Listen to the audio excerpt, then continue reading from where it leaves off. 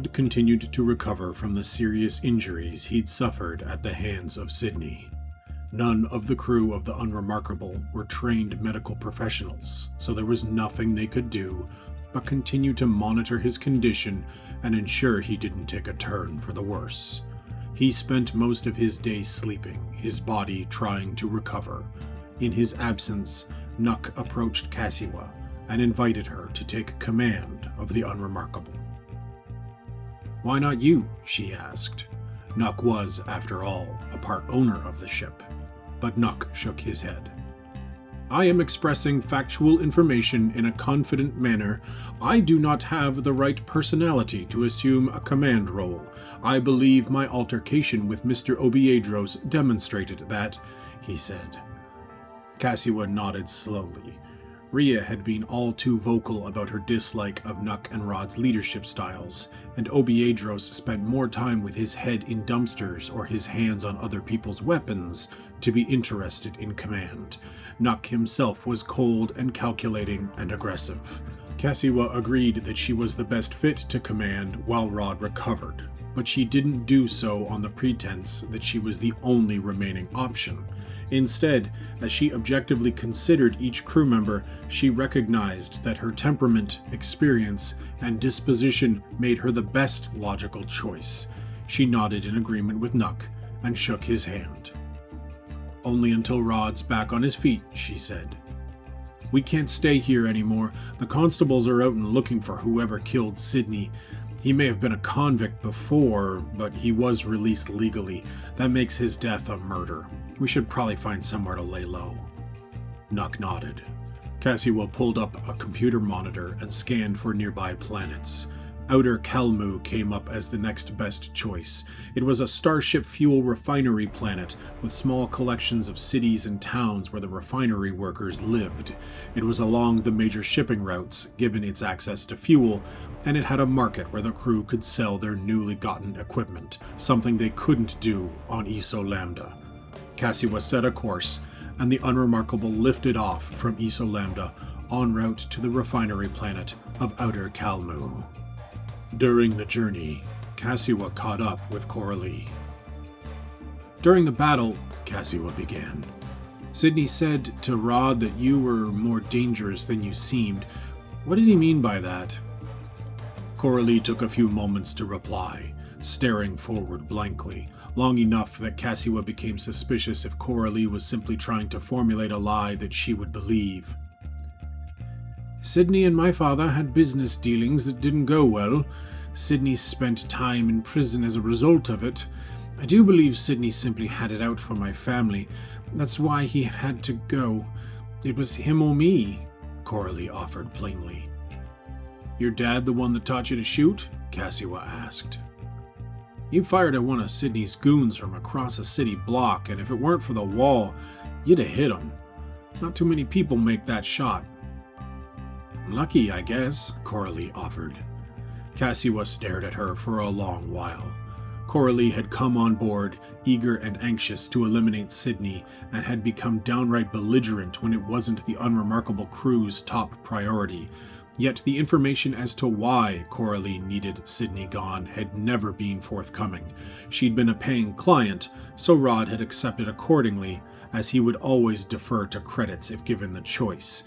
But for Kasiwa, there were too many things about the situation, from Coralie's refusal to explain why Sydney was a threat, the proclamation from Sydney to Rod about Coralie's danger during the battle, and Coralie herself purportedly being so lucky with a firearm. None of it added up. As Kasiwa pondered the situation, the Unremarkable suddenly lurched. Klaxons began to sound, and red warning lights lit up the hallways. "Don't worry about it," Rhea's voice came over the comms. "Engine's overheating, that's all, but we're almost there. We're gonna coast in, but then this bucket of bolts needs to cool off. We're gonna be sitting on Outer Kalmu for a few days." The Unremarkable landed. Outer Kalmu was industrialized, huge fuel spires of steel rising like dinosaur skeletons out of the red and black earth. The sky was orange, the color of rust. There was almost no wind or breeze, so as the crew stepped onto the planet's surface, the heat was immediately stagnant, heavy, and stifling. Nuck stayed on board the Unremarkable, both to stay with Rod and to fix the distraction bot he'd recovered after the battle with Sydney. Kasiwa, Coralie, and Rhea spread out to find work. They'd learned that on Outer Kalmu there were labor disputes primarily prompted by two groups. The Liberatus Polyclub wanted the planet's dependence on starship fuel mining to lessen, thereby opening it up to other industries. The Fletcher's Guild wanted more workers' rights for the workers that were in those fuel mines. It would have seemed that these two groups would work together, given their goals, but instead, they were constantly in conflict, trying to undermine each other to strengthen their own positions. Almost immediately upon landing, both groups reached out to the Unremarkable and offered jobs. The Fletcher's Guild had formed a union picket line at a nearby refinery, and it was getting good attention from the corporate brass. Fearful of their own cause losing traction, the Liberatus Polyclub hired the Unremarkable to break the union line and scare the Fletcher's Guild back to work. The job offer was only good for a day, whereas the competing offer from the Guild had a few days, so the choice was clear. Today, work for the Liberatus Polyclub against the Fletcher's Guild. Tomorrow, work for the Fletcher's Guild against the Liberatus Polyclub, and let the politicians sort them out.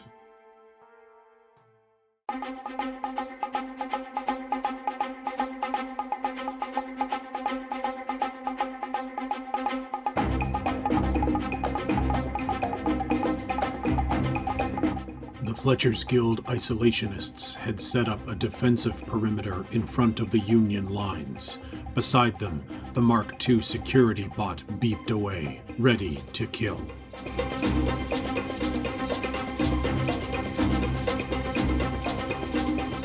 Rhea realized that her grenade launcher was their best bet against the heavily armored security bot.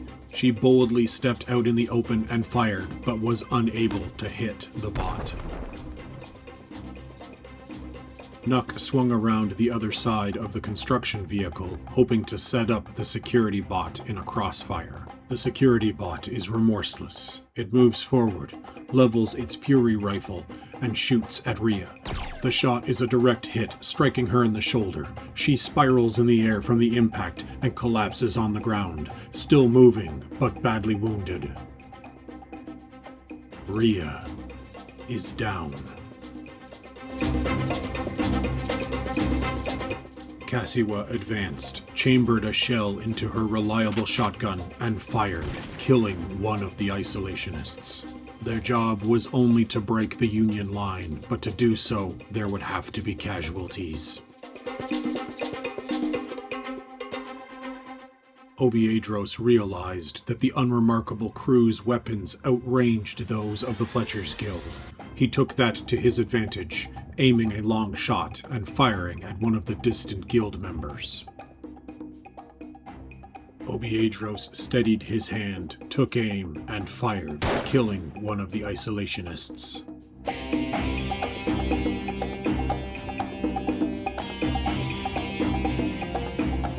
Coralie shifted to the side, raised her rifle, and fired. She missed. Despite having a Mark II security bot on their team, one of the isolationists decide this isn't worth it, and he runs.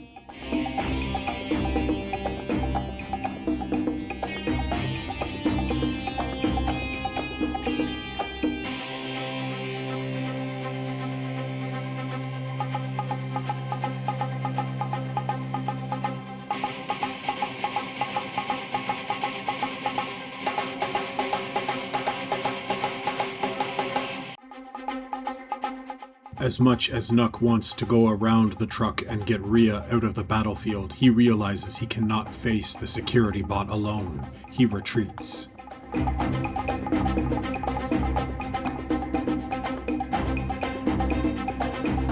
Kasiwa advances up the roadway, loads her shotgun, and fires.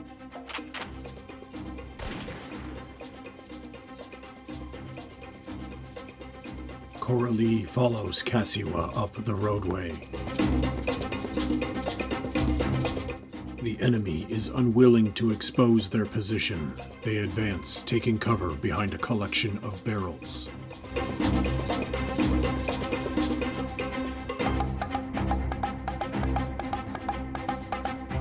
Obiadros scrambles to keep up with Kasiwa's pace. Kasiwa curses under her breath as she tries to eject the last shell she fired. It's become jammed in her shotgun, and she cannot clear the breach.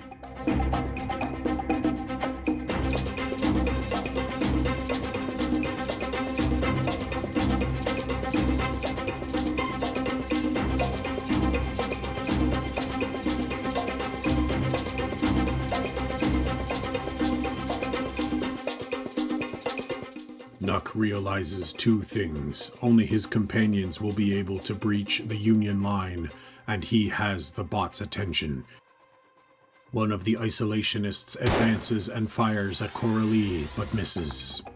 The security bot, however, is possessed of a machine's accuracy and a cold heart. It rounds the corner, aims at Coralie, and fires. The blast tears into her side, sending her spiraling to the ground. Coralie is down.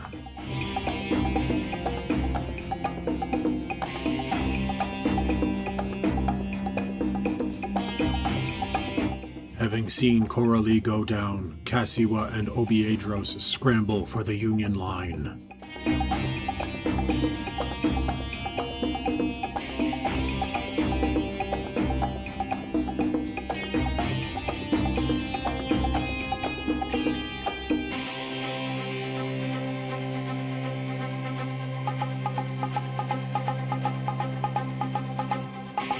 Nuck continues to try and outpace the security bot.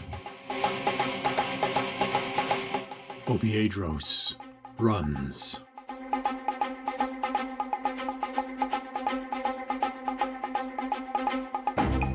The Fletcher's Guild continues their dogged pursuit of Nuck.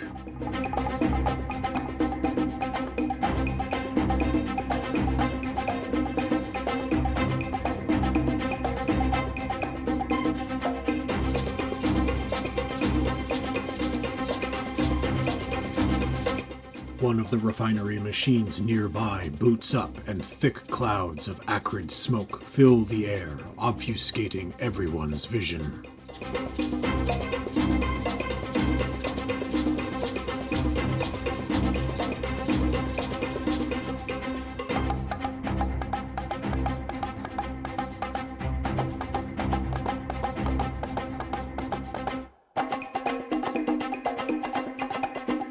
As he runs, Nuck scrambles into his pouch and draws out the distraction bot that he just recently repaired.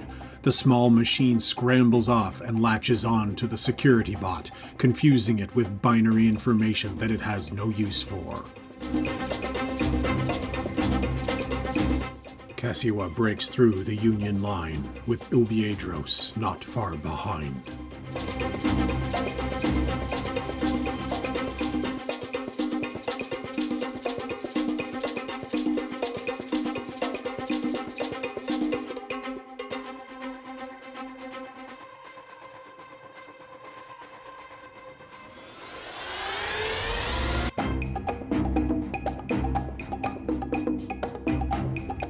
Nuck can see that Kasiwa has broken the Union line and Obiadros is not far behind. He abandons the fight, fleeing back to the Unremarkable.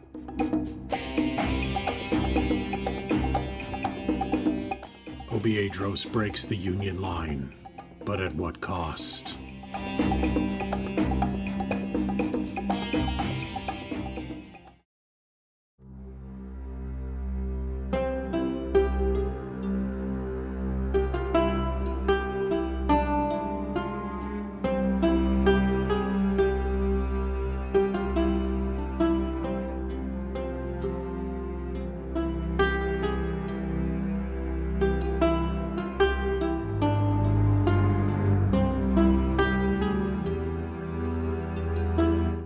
Once the Fletcher's Guild Union line was broken, they quickly scrambled and retreated.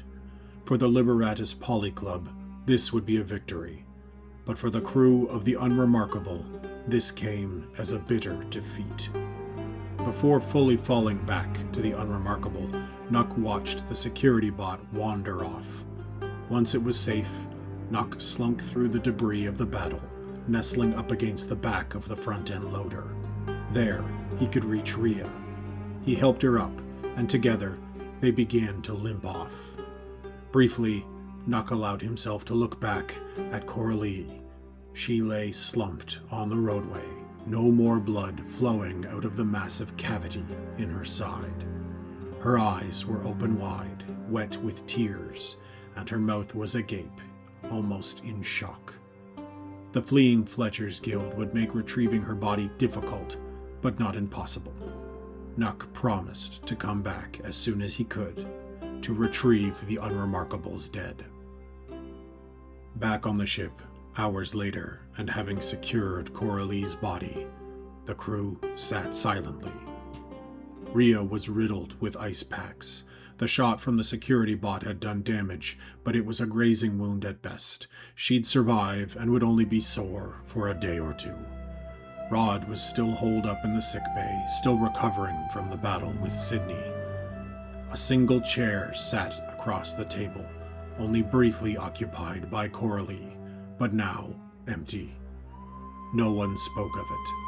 They simply sat in silence, grateful to those who had survived, and mournful for those who hadn't.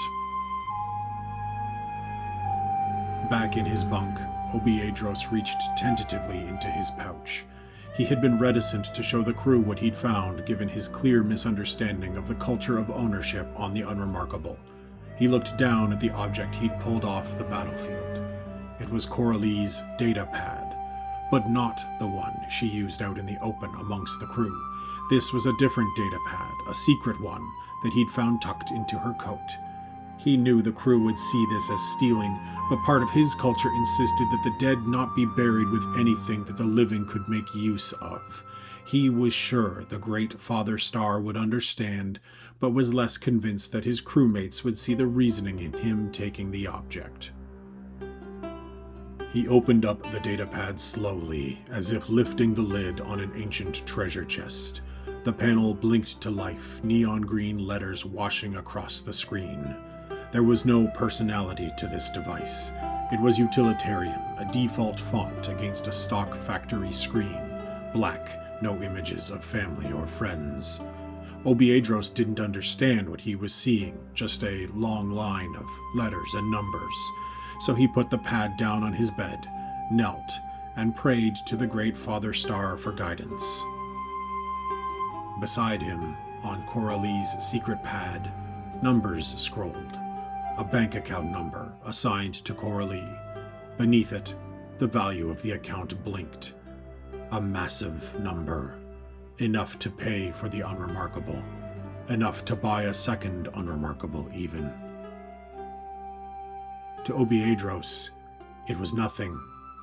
He snapped the pad shut, tucked it under his pillow, and prayed for the soul of his newfound friend.